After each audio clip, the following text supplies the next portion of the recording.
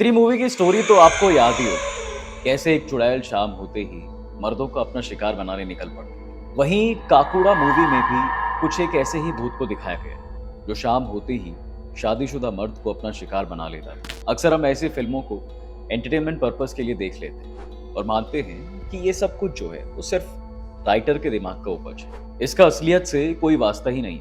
पर क्या आप जानते हैं कि हमारे देश में कई ऐसे गांव जहां पर ऐसी अजीबोगरीब भूतिया घटनाएं आज भी होती हैं, जो इतनी डरावनी और खौफनाक होती है कि लोग उनके बारे में बात करते हुए भी डरते हैं। उनके मन में ऐसा खौफ समा जाता है कि कोई भी उस भूत या आत्मा से पंगा लेने के बारे में सोचता तक नहीं। इतना ही नहीं, लोग तो उन लोगों की मदद भी नहीं करते हैं जिसको उस भूत ने नुकसान पहुंचाया हो। और आज मैं आपको ऐसी एक नहीं बल्कि दो कहानियों के बारे में बताऊंगा, जिसमें पहली है बंगाली।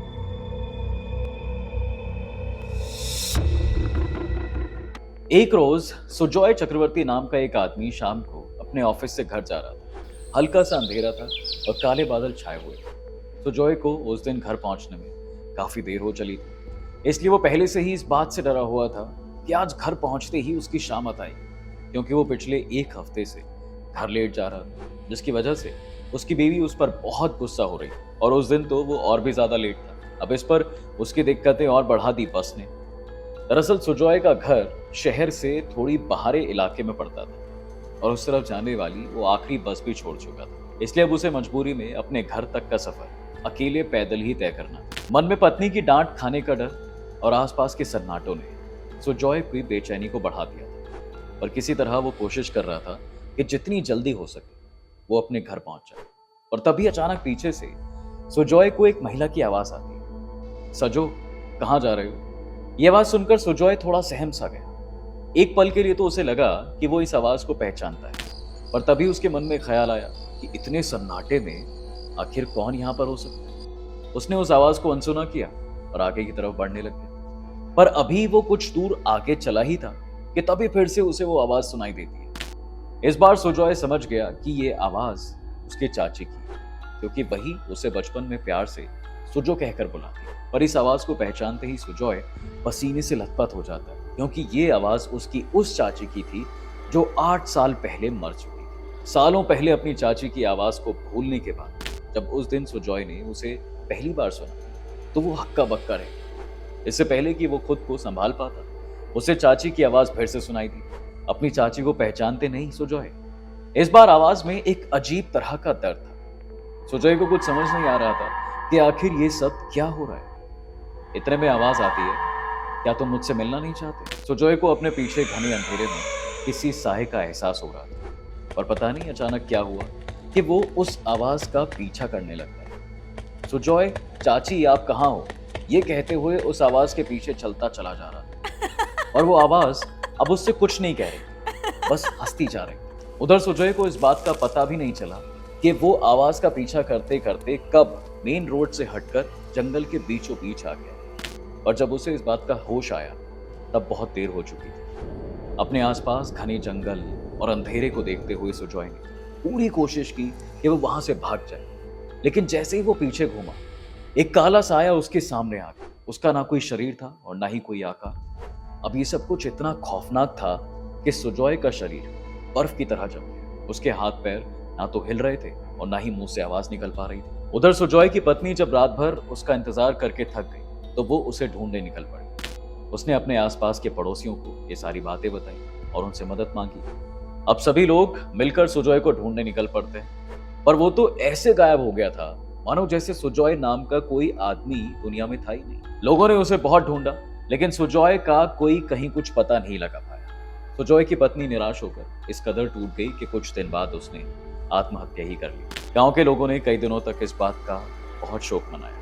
पर बीतते समय के साथ सब लोग सब कुछ भूल गए। पर धीरे धीरे गांव में अजीबोगरीब किस्से सुनाई देने लगे। किसी को रात में नाम पुकारने की आवाज आती तो किसी को गायब होने की खबर सुनाई देती। और यहीं से शुरुआत हुई थी निशी डाक की, जिसे अंधेरे की आवाज भी माना जाता है। निशी डाक रात की वो आत्मा कही जाती है जो लोगों को उनके जान पहचान की आवाज में पुकारती थी। जैसे सुजॉय को अपनी मरी हुई चाची की आवाज सुनाई दी, निशी डाक का यही पैतरा रहता है।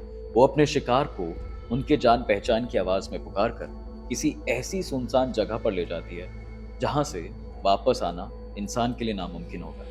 और फिर वो उन्हें वहां पर अपना असली रूप दिखाती है और ऐसा रूप देखकर इंसान की बोलती बंद हो जाती है।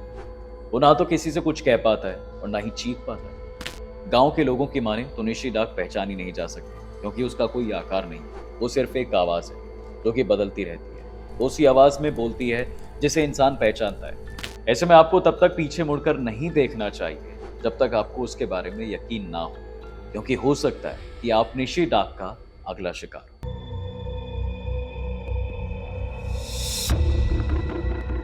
मोहनो छुआ एक ऐसा नाम जिससे लोग आज भी थर थर कांपते हैं, जिसकी शुरुआत हुई थी अर्ली 20s में और तब इसने पूरे देश को झंझोर के रख दिया था। पर यह भूत है, आत्मा है या कोई ब्रह्म राक्षस, इस बात का खुलासा कभी नहीं हो पाया। तो चलिए इस कहानी को वहीं से शुरू करते हैं जहां से इसकी शुरुआत पहली बार हुई थी, यानी कि उत्तर प्रदेश। कहते हैं यूपी के एक छोटे से गांव भदौली में मोहनो छुआ का डर आज भी लोगों के मन में बसा हुआ है। इस नाम को सुनते ही वहां के लोग सुन्न पड़ जाते हैं। अब एक बार इसी गांव में एक लड़का दिनेश रात में अपने दोस्तों के साथ बैठकर बातें कर रहा था। पर जब समय ज्यादा होने लगा तो वो लोग अपने अपने घर के लिए निकल पड़े। दिनेश का घर थोड़ा ज्यादा दूरी पर था, इसलिए उसने तय किया कि भाई वो अपने दोस्त की साइकिल लेकर जाएगा ताकि वो घर जल्दी पहुंच सके। दिनेश ने साइकिल उठाई और घर की तरफ तेजी से चला। अभी वो आधे रास्ते पहुंचा ही था कि तभी उसे लगा कि मानो जैसे कोई चमकती हुई चीज तेजी से उसके पास से गुजर रही है। एक पल को तो उसे ये सच लगा, पर फिर उसने ये सोचकर अनदेखा कर दिया कि भाई जरूर कोई गाड़ी होगी।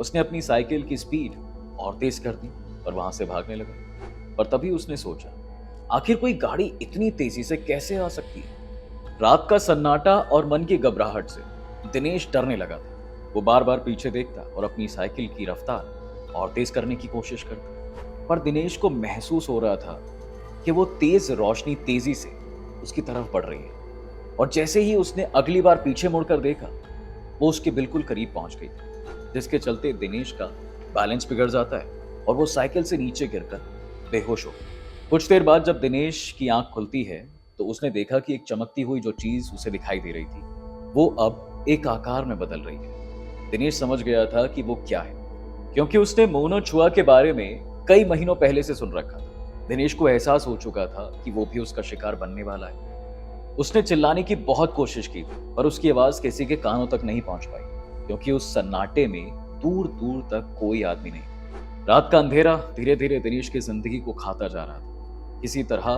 दिनेश ने थोड़ी हिम्मत बांधी और भागना शुरू किया, बिना ये सोचे कि वो जिस ओर भाग रहा है वो रास्ता किस तरफ जाता है। पर वो जिधर भी जा रहा था वो चमकती हुई चीज उसका पीछा कर रही थी। दिनेश की धड़कनें बढ़ने लगी थी, क्योंकि एक वक्त ऐसा आ गया कि उसके पैर जमीन में धंसने लगे, मानो जैसे कोई उसे अंदर की तरफ घसीट रहा हो। और उसके सामने खड़ा था मोहनो छुआ, जिसका शरीर झुलसा हुआ था, चेहरा जला हुआ था, आंखें लाल थी, दांत सड़े हुए थे और नाखून ऐसे कि जैसे किसी ने उसको खरोचा हो। उसका आकार तो इंसान की तरह था, पर उसके पंख कीड़े जैसे थे, जिसकी मदद से वो उड़ पा रहा था। ये भयानक रूप देखकर दिनेश के चेहरे का रंग ही उड़ गया और उसकी आंखों से आंसू निकलने लगे।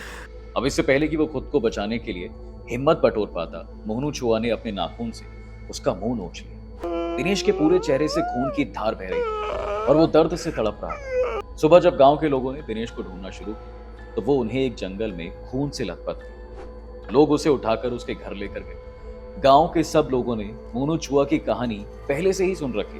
वो जानते थे कि मोहनो छुआ जिसे नोच लेता है उसका जख्म को भरा नहीं जा सकता, क्योंकि उसके जख्म धीरे धीरे एक ऐसी गंभीर बीमारी बन जाते हैं जिससे उस व्यक्ति की मृत्यु होना बिल्कुल तय हो जाती है। इसलिए किसी ने दिनेश का इलाज नहीं करवाया, जिसके चलते 3 दिन बाद तड़प तड़प कर उसकी जान चली गई। आपको बता दें कि साल 2000 के शुरुआती दौर में मोहनो छुआ का कहर यूपी पर ऐसा बरसा था कि यूपी गवर्नमेंट को कार्रवाई भी करनी पड़ी थी। कुछ लोगों का यह भी कहना था कि वो एक भटकती आत्मा है, तो कोई उसे पागल आदमी बताता था। कुछ लोगों ने तो उसे एलियन भी बता दिया था। पर असल में मोहनो छुआ कौन था, क्या था और वो ऐसा क्यों करता था, ये कोई नहीं जान पाया। उस समय इस मामले की जांच के लिए कुछ साइंटिस्ट को भी बुलाया गया था, हालांकि उन्होंने सिर्फ इसे एक अफवाह ही बताया। वैसे दोस्तों, आपकी ऐसी घटनाओं के बारे में क्या राय है, हमें कमेंट करके जरूर बताएं। साथ ही वीडियो अगर अच्छा लगा हो तो इसे लाइक और शेयर जरूर करें।